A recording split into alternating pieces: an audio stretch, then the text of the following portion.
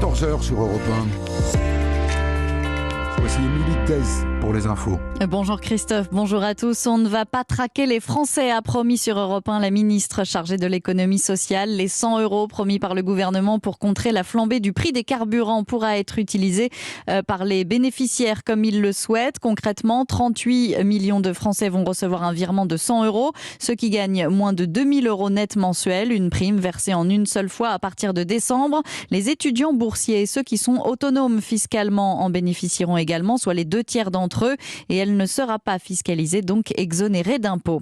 Attention, si vous prenez le train, un TGV sur 100 et un TGV sur 10 est annulé aujourd'hui sur l'axe Atlantique en raison d'une grève. 2 sur 10 demain et 1 sur 3 dimanche. Un léger mieux donc, puisque les prévisions de trafic étaient identiques au départ pour tout le week-end. Mais les équipes disponibles se sont mobilisées pour optimiser le plan de transport demain.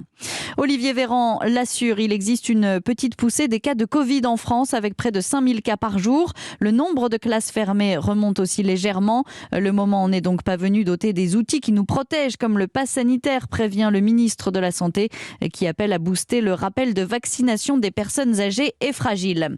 Un nouveau sondage place Éric Zemmour au second tour de la présidentielle face à Emmanuel Macron, et ce, quel que soit le candidat LR qui serait en face de lui. À 6 mois du scrutin, le polémiste n'est toujours pas officiellement candidat. Les dirigeants européens ont réservé une standing ovation à Angela Merkel lors d'un sommet à Bruxelles, le dernier de la chancelière allemande après 16 ans au pouvoir. Le président du Conseil européen a salué la sagesse d'Angela Merkel qui manquera aux Européens, en particulier dans les périodes délicates. C'est un accident rarissime. L'acteur Alec Baldwin a tué par arme à feu la directrice de photographie de son prochain film Rust. Il a également gravement blessé le réalisateur du long métrage. Le tir est parti d'un fusil censé être un accessoire de film. Alec Baldwin a été interrogé par les enquêteurs. Il est reparti libre des lieux de tournage. Elisabeth II va devoir lever le pied et se reposer durant les prochains jours. La reine d'Angleterre a été hospitalisée dans la nuit de mercredi à jeudi où elle a subi des examens préliminaires. Elle est depuis rentrée au château de Windsor.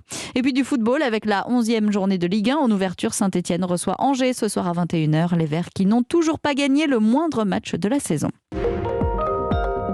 Europe 1. 14 h 03 sur Europe 1. On te la raconte, c'est maintenant.